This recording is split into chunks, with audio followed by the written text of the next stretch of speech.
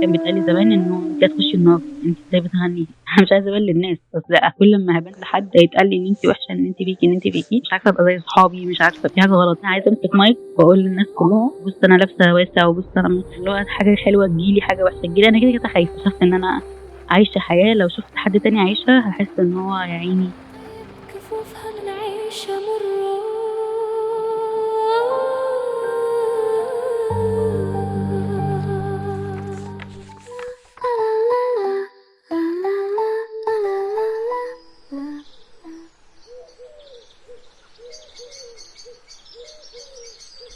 من وأنا مثلًا عندي سَنة كنت بارسم وبالوّن، بدأت أغني، قبل إعدادي كمان لقيت إن أنا باكتب، في مقالات نثرية وحاجات شعرية وأغاني بتتعمل وبتتألف، في دايمًا إبداع، في حاجة بتطلع.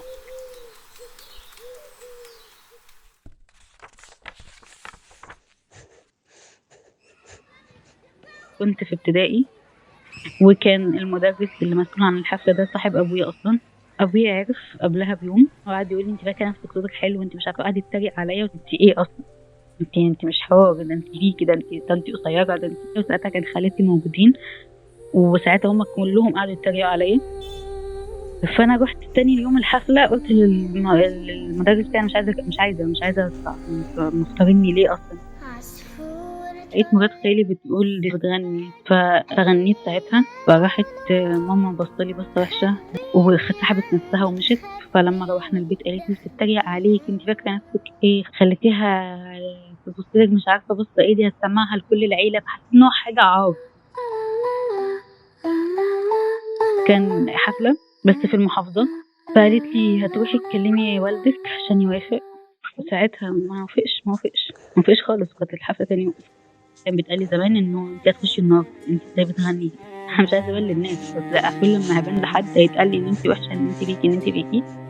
كف صغير يرسم نور، صوتها صلاة تغرد عصفور، طفى العار شموع محربها، صدى وظلال وجناح مكسور.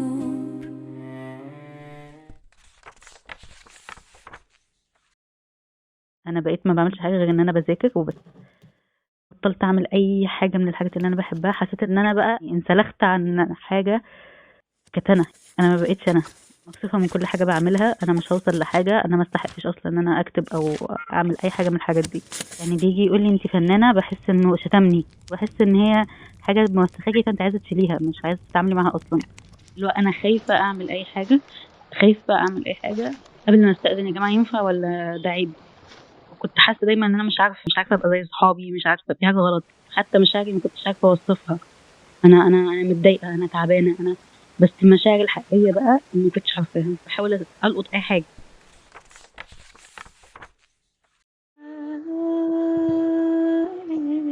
كانت في مسابقة للغُنى على مستوى الجامعات كلّها، دخلتها ساعتها وما كنتش قايلة لحد إن أنا داخلاها وكسبتها، طلعت المركز الأول، وكان قدّامي إن أنا بقى أسافر برّه المحافظة بتاعتي يعني، قُلت لهم أنا مش مكمّلة، أنا داخلة بس عشان أحس إن أنا مسموعة عادي. الكلية كلّها طبعًا بقى عرفت ومش عارفة إيه، أنا بدأت أحس بالعار أكتر، اللي هو كإني باعمل حاجة وحشة.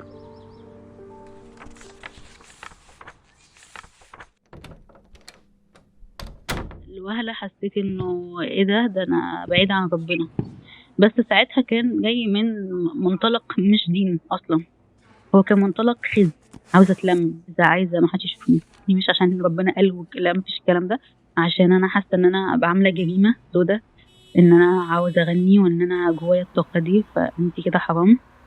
فاللي هو أنا مش هاسمع أغاني تاني، واللي بيسمع أغاني جنبي باتخانق معاه، وكانت دايمًا جوايا كده إحساس إن أنا عايزة أمسك مايك وأقول للناس كلها أنا والله بطلت غنى، وبُص أنا لابسة واسع، وبُص أنا حاسة إن أنا عايزة ألاقي حاجة أنتمي ليها، أي سرسوب هوا وأروح أقف عنده، ما أنا مش عارفة أتنفس، أنا مش عارفة أنا فين.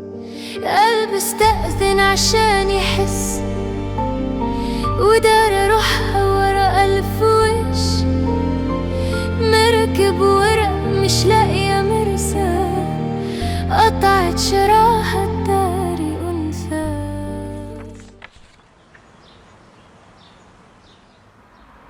كنت رايحة شغل في القاهرة، قعدت في شقة لوحدي في عمارة ما أعرفش فيها حد، كنت بروح الشغل ساعتين رايح ساعتين جاي، الشغل لغاية الساعة 10 بالليل، وبعد ما حسبت الحسبة اكتشفت ان انا خسرانة، فحسيت انه لأ خلاص انا هرجع ومش هعمل كده. ساعتها كنت راجعة الساعة 11 بالليل في عز الشتاء.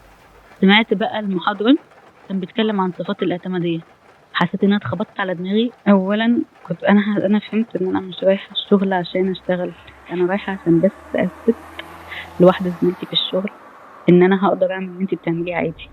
انت ممكن تدوس على نفسك عشان فلان يقول عليك كلمة حلوة، انت بتستنى الناس تسمح لك ان انت تحس بحاجة معينة، بتستأذنهم عشان تعبر عن نفسك. بستأذن ان هم يدوني حق، بخاف من اي حاجة حصلت، من اي حاجة هتحصل ايا كانت الحاجة دي جميلة بخاف تبوظ، اللي هو حاجة حلوة تجيلي حاجة وحشة تجيلي، انا كده خايفة، انا مش عايزة اعيش كده. اكتشفت ان انا عايشة حياة لو شفت حد تاني عايشها هحس ان هو يا عيني.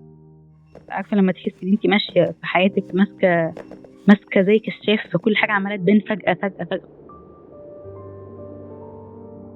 حد رشح لي كودة، شفت ان انا اعتمادية عاطفية، بقالي مثلا يجي اكتر من 7 سنين كتابة. يعني انت جواكي عمالة تكتبي بعد كده تبصي كل ده جوايا.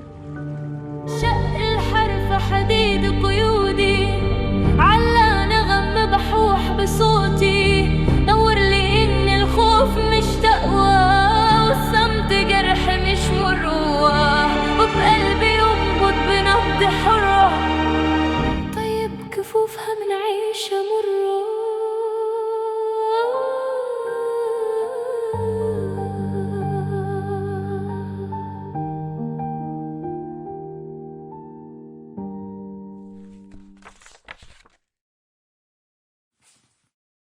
المشاعر زي ما هي لسه موجودة بس متشافة. يعني أنا بقيت شايفة المشاعر، فبقيت أتعامل إنه ده مش انتي، ده المشوار الفلاني فكملي. لما حد مثلا من أهلي المفروض يجي يقول لي انتي سماوية أو انتي وحشة أو انتي فيكي، اللي هو تمام مش شغل، اتفضل بقى اقعد بقى شوف هتعمل ايه. بقيت أطلب. كان زمان طبعا أتكسف أطلب، أتكسف أتكلم أصلا، فلما حد يقول لي انتي فنانة أو مميزة أو عندك وعي أو بصدق ده. أنا بس استوعبت كنت فين. الأغنية اللي أنا بقولها دي بغنيها لنفسي أصلا. حسن حظي إني قابلتك، تقدر تقول جيتني في وقتك، ما أنا كنت قبلك مش عايشة وخلاص هعيش.